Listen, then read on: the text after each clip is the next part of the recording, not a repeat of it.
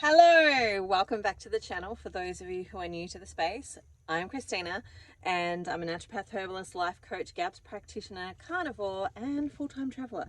So I travel with my family of 9, so myself, my husband and our 7 children, along with 2 dogs and a cat, because we're just crazy, right? We travel full-time and live on the road essentially full-time at the moment. So this is a space where I talk about all things carnivore as well as everything else that I kind of do, because it all really interweaves and interrelates. Now, today what I want to talk about was motherhood, and I think we've got to ask about in the sense of a whole bunch of different things, and I'll explain what I mean. So yesterday I did a post on my Facebook page which was essentially saying love yourself first. That's what I put down, is like love self first.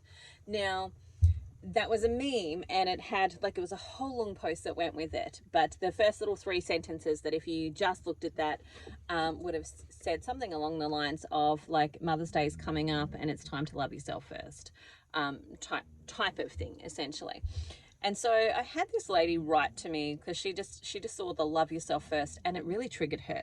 So it triggered her to like write me this message on Facebook in Messenger about how basically it was along the lines of, or some of us just got on with like automatically caring and loving our children and looking after our families instead of this self-indulgence. And it was a really interesting one because she clearly hadn't read the post, because the post itself was about how what I see happening in clinic is that mothers will give to them, will neglect themselves and give to their children. And what they don't understand is if they gave to themselves first, their children would have better health outcomes and life outcomes. That was the basic gist of it. But it was interesting because, for her, the trigger was, self-love is self-indulgent. And it just reminded me of this concept of how we have it asked about. And people don't, we've been taught, sorry, it's a little bit warm, I'm going to wind my windows down. But we have been taught the wrong way to think about this. And it's come from not necessarily a bad space, but it's lacking. That's what I will say. So for me, this has definitely been what I have done for my family. I've been married now 20, how old's my daughter? She'll be 20, she'll be 21 this year, so I will be married 22 years this November, so still got a while left to go. So I've been married 21 years, coming up to 22 years. So actually, no, that's wrong. She'll be 20 this year, so I'll be married 21 years this year. So I've been married 20 years. So health for me, I kind of basically gave up on. I don't even know that I even thought about health as being healthy when I was, because I got married in 22, 23 is when I got married. So I was engaged at 22, married at 23, had my first baby at 24. No, other way around. It was around that, okay? Let's just say I'm old. I feel like, I remember looking back thinking 40s was old. Anyway, married at 21, pregnant at 22. There we go. Gave birth at 23. That's basically how it worked. Okay, so prior to that, I don't think I really thought about my own health. I think I thought about it like weight loss. So, for example, like I wanted to be skinny, and that, not necessarily healthy. Like health hadn't actually even come into that equation at that point. It was just skinny.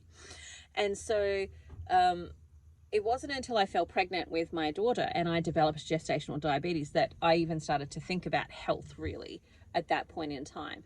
And when I fell pregnant with her and I got this diagnosis of gestational diabetes, I wanted to know everything that there was to know about it. So I went and researched it at the university. I read a whole bunch of different stuff. And that was kind of the start of my journey into becoming a naturopath and health practitioner and so on. it was the journey into the start of that, because that was where I unpacked a whole heap of information that my doctors were not telling me, that the system was not really exploring that well. Like, for example, I know in one of the medical books that I read, and this was the interesting thing, so I went and I shared this information with my doctor, and they're like, you need to get off the internet and stop Googling. And I'm like, I'm not on the internet Googling. I'm actually, because I worked at the university at that point in time, I'm actually at the medical library at the university reading these out of the textbooks that you were meant to study from.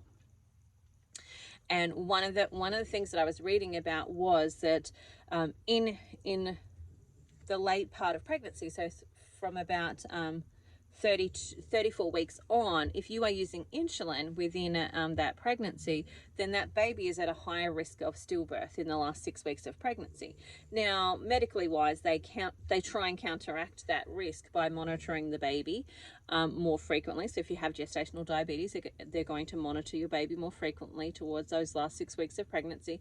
They're also likely to talk you into having an early delivery, so 38 weeks, and likely to have a C-section, so that they can shorten that period of time when you're in that risk zone, and still the time in which the baby is doing fine and all of that type of stuff. So they medically are trying to balance that risk, but they didn't inform me of the risk.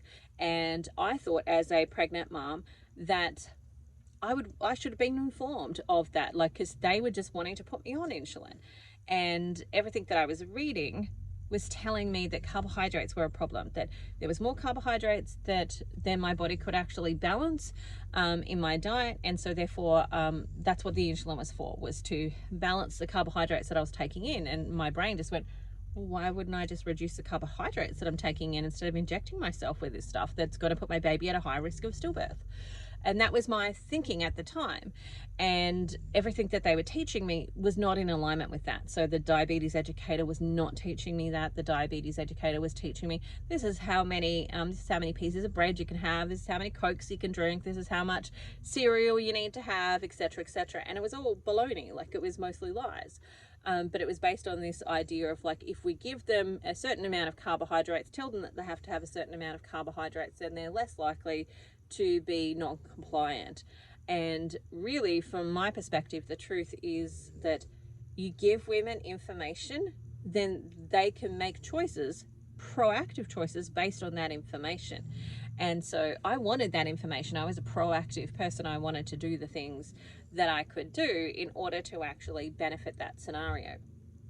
So it was the start of my journey into health. And now, really, it wasn't even my own health that I was concerned about at that point. It was the health of my baby. That's what was my driving force. And then after she was born, there was stuff that happened that then drove me even further into looking and learning about health and natural alternatives and all of that type of stuff. And then my husband had always had irritable bowel syndrome, but he didn't really have a diagnosis. We just knew that he had stomach pain and it stopped him from sleeping, and, you know, he just wasn't functioning as well as he possibly could be. And so that was there.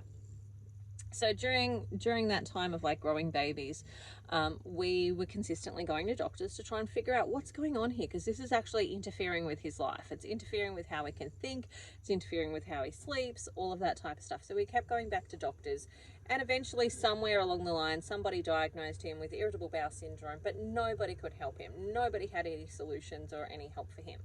And so I threw myself yet again into learning and understanding and researching what irritable bowel syndrome was. And basically it's a cluster of symptoms that they don't know what was causing it. So they just call it irritable bowel syndrome. So I, learned a lot about irritable bowel syndrome, and we went down the pathway of GAPS. So I was looking for solutions, and we tried different things along that way. And we tried things like, the first thing that we did health-wise was I just made a rule that if I don't make it, we don't eat it. So if we want to eat pasta, then I need to make the pasta. If we want to eat bread, then I need to make the bread. If we want to eat cake, then I need to make the cake. If we want to eat biscuits, we need to make the biscuits. So we basically went back to an ingredients household where I would make the stuff versus buying the stuff. And that essentially meant that we ate less of the stuff, because, like, I had At that time, I had 4 children under 4, and I was pregnant with baby number 5. So I wasn't making a ton of stuff because I couldn't be bothered really. It's like, especially since, if you've ever got children and you bake a cake, you spend, an hour baking the cake, cleaning up, doing all the things, and it's gone in 10 minutes. So it was a very dissatisfying situation for me. So I just didn't bother making it very often. And that helped. Like we did do some gluten-free stuff for a little bit, but then we went to the, if I don't make it, we don't eat it type of thing, and that helped quite a bit as well. And we just progressively added things. So I added fermented foods and, slowly just added things until we got to the GAPS diet. So for those who don't know, GAPS stands for gut and psychology syndrome, or gut and physiology syndrome. Basically, what's happening in your gut is affecting your mental capacity, your brain, how it works, and your physiology, how your body works. So we've got to fix what's going on in the gut. So we started GAPS, and that was a tremendous help for him. Like, he ultimately probably at that point in time was the healthiest he'd been. Like, he started to sleep through the night, which he hadn't been doing for a long time. We got to this point, for example, where I had 5 under 5, and he was not sleeping at night very well. Like, he'd sleep off and on, dribs and drabs. And then it meant that he needed to have a day sleep every day, and it meant that his brain wasn't working super well, so he wasn't thinking clearly, and I had to think for him, essentially, because he just couldn't process the information and do things with that information. And so it was exhausting being me, and I just went, I can't do this anymore. I need you to be healthy and functional. Like, I need you to be an active part of this family, because, like, I've got 5 kids under 5, and I need your support and help to be able to do this. So I threw myself into GAPS for his health. And, we started it, and I definitely got benefits from doing it. Like, I lost maybe 20 kilos at the time, and I was glowing with health, like feeling really great. I fell pregnant on GAPS, and that was the healthiest pregnancy that I had had. Like, it was the first time that I didn't have extreme morning sickness during the pregnancy. And so, there was benefits for me, but I never did these things for me.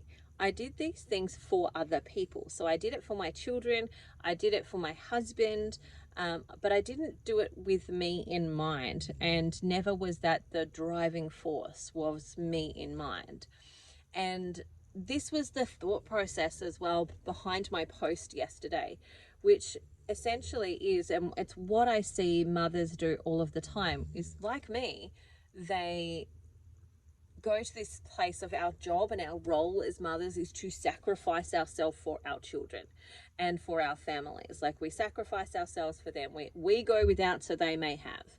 And there's multiple layers in this, and one of those layers is that we've got to ask about. And what we don't realize, and this is, again, I knew it, but I hadn't fully embodied it until I started carnivore, because I started carnivore for me. Like, there are some things that I've done since in the last sort of 10 years, there's things that I have done that were for me, but hadn't fully got to that point of completely just going, you know what, I've got to look after me.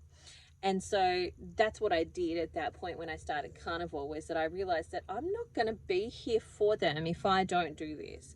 If I don't start looking after myself, if I don't start caring for myself and putting me first, I'm not going to be here. And in the post yesterday, I talked about the dreaded 2-minute noodles, because, like, as somebody who's health conscious, I don't really want my kids eating 2-minute noodles, but I just had to get to the point of going, you know what, if that's what needs to happen when they eat 2-minute noodles for a couple of weeks, well, I get myself sorted and get myself in a place of health and control and established in this. It's 2 weeks. It's 2 weeks. I can do it. Or whether maybe it's 4 weeks, right? If they have to eat simple, easy food for those 2-4 weeks while I get myself sorted, I just need to decide that that's okay. And I just need to be okay with that. And I did. I just went, you know what? Whatever needs to happen, needs to happen. And I'm going to do whatever I need to do in order to be able to get the help that I need for me.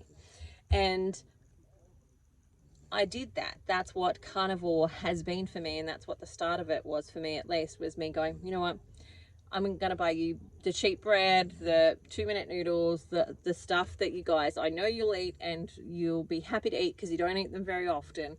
And so I'm just going to buy those things and make it simple so that I can get myself healthy and well. And it's been out of that space of doing those things that I have then been able to move to the place where I'm seeing now the fruit of that. And the fruit of that is my children making conscious decisions for their own health to not want to partake in lollies, breads, sugary types of things. Now, that doesn't mean that they don't ever, but it means that they recognize that it makes them feel bad. And by me giving permission for me to look after me, it's almost like I give permission for them to actually do the same for themselves, to start to understand the impact food has for them, and to allow them to make choices that are going to be good. And like now, my teens are in that space where they've got their own money and they're starting to purchase their own things, and the things that they're starting to purchase as their snack food are actually carnivore type snacks. Like, yes, occasionally they're buying themselves some stuff that's not so fabulous, but more often they're actually buying themselves stuff that is good for them, that is going to make them healthier, that is going to support their health. But what I want to get across here is, by choosing you actually lead them versus trying to push them forward. And our children will watch us far more than they ever will listen to us. So they will watch what our actions are far more than they will listen to what our words say to them. And so if you want your children to be healthy and well, you have to lead by example, by choosing you first. And that's what yesterday's post was about, choosing you first. And that means that everybody else they get a healthier mum, they get a better, happier mum, they get a mum who's more stable emotionally, a mum who's not going through this roller coaster of ride and is on a much more even playing field. They get somebody who's got more energy, who's more vibrant. And that's the thing that I say to many mums, is when you've got the energy, you can feed everybody else. You can take care of everybody else. You can look after all of their needs. But if you're running on an empty tank, you're not going to be able to look after them. You're not going to be able to give them the things that they actually truly need and deserve, because you don't have anything overflowing to give to them. You want to come at this relationship from an overflowing abundance that you give to them out of that abundance, not out of your lack. And there's a big difference in that space of giving out of our abundance versus giving out of our lack. But we as a society, our women and people, have got this arse about. And we've learnt it arse about. And what I mean by that is that many of us have watched our own mothers sacrifice for us and give for us. And when you sacrifice out of a place of not knowing your worth and your value, what happens is that there's this energy exchange that's a bit icky and yucky. And what I mean by that is, if I sacrifice for you without knowing who I am, without knowing my value, my worth, that I'm lovable or worthy and enough, and this overflow of abundance, if I sacrifice for you out of not knowing those things, it comes with some sticky attachments, which means almost like you have to make my sacrifice worthwhile. You have to be worthy of my sacrifice.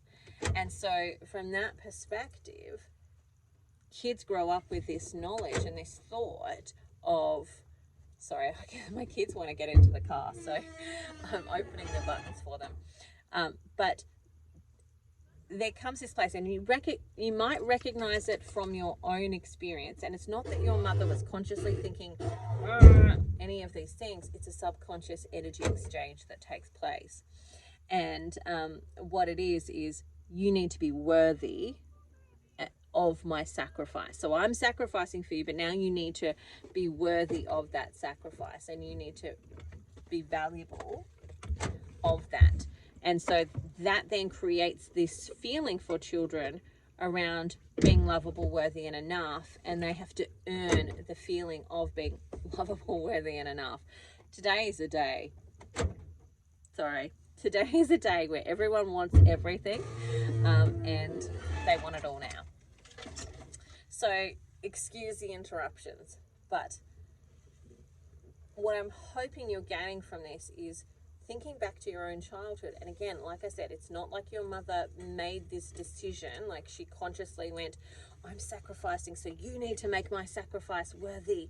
You need to be worthy of my sacrifice and you need to do something with it. Like, that's not it. That's not the conscious thought that she may have had, but that's the energetic exchange that takes place when somebody gives out of a space of not knowing their worth and choosing to sacrifice knowing that. Now, what I mean by this is, and I'll give you a quick example. When, so what is it? 10 years ago now, Chella was born. So my Chella is my last baby. I had placenta previa, placenta accreta, and I nearly died in that birth. So I had a placental abruption at her delivery, and it took 7 days of life support and 178 units of blood to keep me alive. For me still to be here today, I needed 178 units of blood, of O negative blood, and I needed multiple surgeries, lots of life support, and lots of intervention to keep me alive. And so that was a really traumatic birth and traumatic delivery, and I lost a twin in her pregnancy. So I lost a twin early on in that pregnancy, and then she was placenta previa, so I had bleeding throughout that whole pregnancy. So I didn't know if I was carrying a live baby or a dead baby, or if I'd lost my baby or any of that for most of that pregnancy. So it was a really traumatic time, a really stressful time, and then of course I ended up on life support. And I essentially, my heart stopped beating multiple times throughout those surgeries. There was times when they didn't think I would come back from theatre alive, and so on. So it was a really stressful time for my body, for the people around me, and those that were working with me. And there was a lot of trauma in that for me. So I lost my uterus, so I can't have any more babies, and I wanted to have like at least 12. 12 was my starting number. When people say, how many babies do you want? 12. That would have been, like, I told people 8 because I figured that by the time we got to 9, they would just be like, oh, that's just Christina. And they would be over it. But my secret number was 12. And so I got to 7, and so I couldn't have any more babies. And then this baby, I lost the first week of her life. She didn't look like my other babies because she was quite a bit smaller, and her features were very different. Now I can tell 100% that she's my baby, right? But at the time, they could have handed me any baby and I would not have known, because I didn't see her come out of me. I didn't see her moments after the birth. It took me a week before I got to see her after that birth, and I couldn't breastfeed because my body was so busy trying to keep me alive that I couldn't breastfeed. So I lost all of these things throughout this pregnancy, and I was in a really traumatic state. And what that meant was that I consciously kind of made this decision in my recovery period that I was just going to end my life. But I didn't want my children to think that they weren't enough for me to keep living for. So my intention was to actually end my life via things like cancer. So I was like, I'm going to set about giving myself cancer, because, you know, I work with cancer people all the time, oncology patients all the time, and I know the things to actually help them to in their recovery for that. So I'll just do the opposite. I'll just do the things that I know give people cancer. And that was like my conscious decision, because nobody blames the person who dies of cancer for dying from cancer. Nobody blames that person. And so that was my conscious choice at that moment in time. And thankfully I chose, like, my method of termination was a slow one because it gave me time to change my mind. But what happened was not maybe 8 months in, 9 months in, 10 months in, around that type of period, I did change my mind, and I decided to start living. And I knew, like, there was a part of me that kind of knew I just needed to hang in there, because my lioness would come out and roar, and she would make a difference. And so at some point that did, my lioness, my internal fighter, came out and she said, screw this, we're living. And I started to make these conscious decisions of, if I'm doing life, let's do it, and let's do it hard, because this could have been over in a heartbeat. It could have been over in any moment. It could have been over. And so I just decided to live and to let go of the BS lies that I was telling myself, which is like, you don't deserve to go swimming because like you look ugly in bathers. I just went, you know what, I'm going to go swimming. Because I realized as well that I'd been living a half life, that I loved, you know, lots of my life, but I wasn't living it to the full. I wasn't actually jumping full feet forward into my actual life. I wasn't in the swimming pool. My kids had barely got to experience me at a pool, and I loved swimming growing up. Like, it was one of my favorite things to do. My favorite activities was to be in a pool swimming, and I was good at it when I was little. And so my kids hadn't experienced that with me. And so I just started to do and embrace some of these things. And as I started to do that, life started to come back into me. And I got to this point, probably, I want to say 5, but I think it's much more than that now. I think it's more like 6 or 7 years ago, where I started my life coaching training. And that was a pivotal moment for me to start to reclaim who I am. And the moment that I got to was, I am freaking amazing. I am absolutely freaking amazing. I am so amazing. Like, I'm wonderful, delightful, magnificent. The God of the universe delights in me, and I am just freaking amazing. I'm so freaking amazing that it's a real privilege to actually spend time with me. If you're spending time with me, it's a real privilege to actually get to spend that time with me. And some people will hear that and go, oh my God, she's so up herself. She loves herself, blah, blah, blah, blah, blah. What they don't get is that it's only out of the space of understanding that it's a privilege to spend time with me, that it is an absolute privilege to be able to be in my presence, to be able to sit with me in my consults, to spend time with me as a friend, to be on this YouTube video with me. It's an absolute privilege. And because I can embody that privilege, I now understand how much of a privilege it is for you to be with me, for me to spend time with you, for you to be on this video. Like, for those that are watching to this point, you've been here for 29 minutes. What a privilege it has been to have you sit in this space with me, to have you use your energy and time and gift it to me.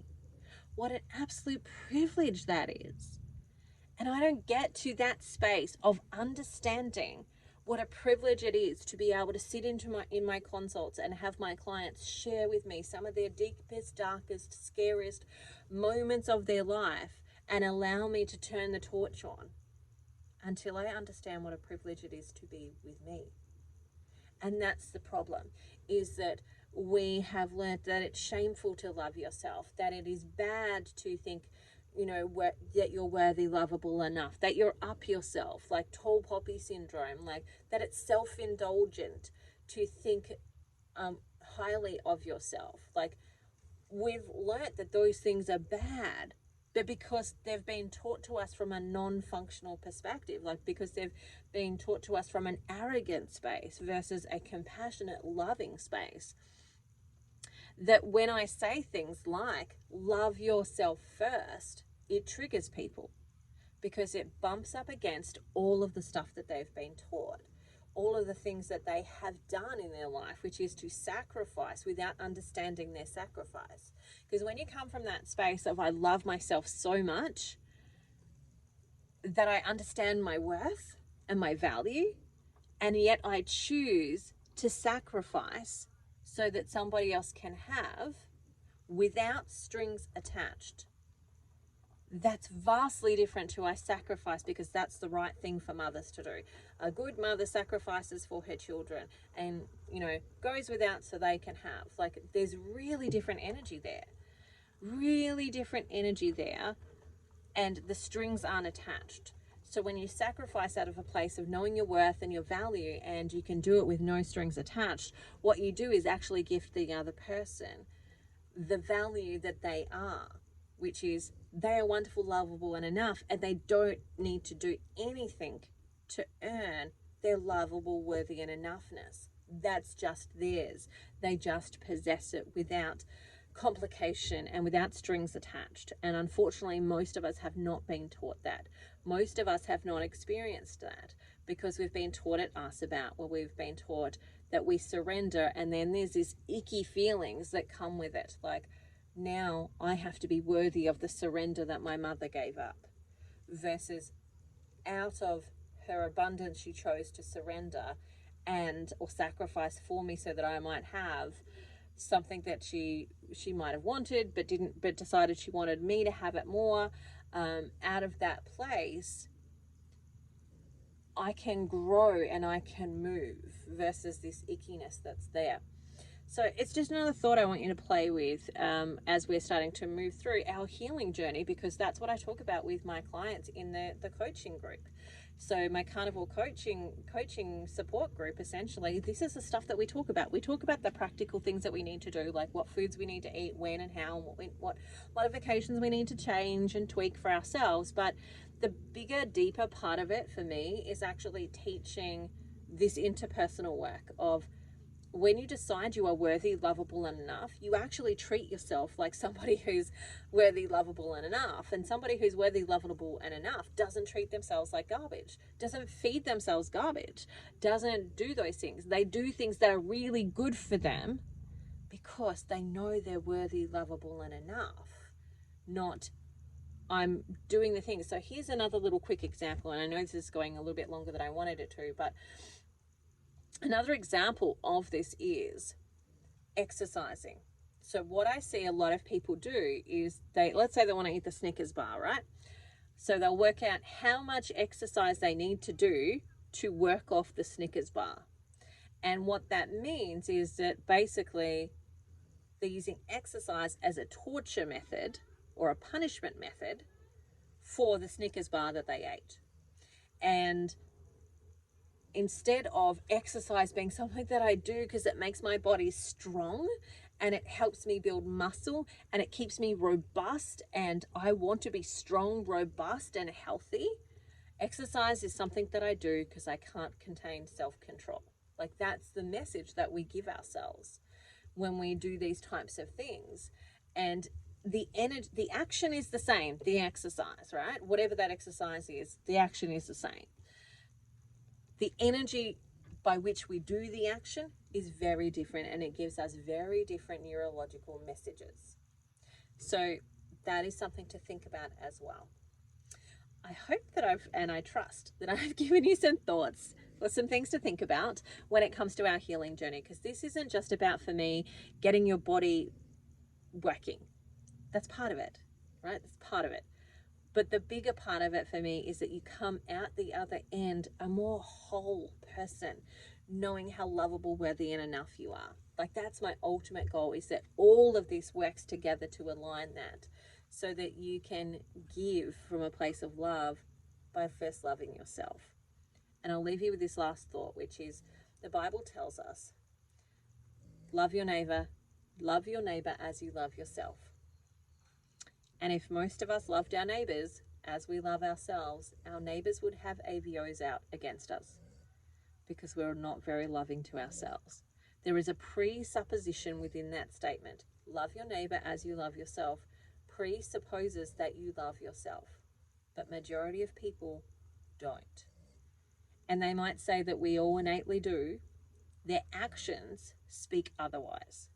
The way that they treat, speak, and deal with themselves tell us otherwise, because our fruit, the fruit of that, is we're not healthy, we're not looking after ourselves, we're not caring, not compassionate towards ourselves.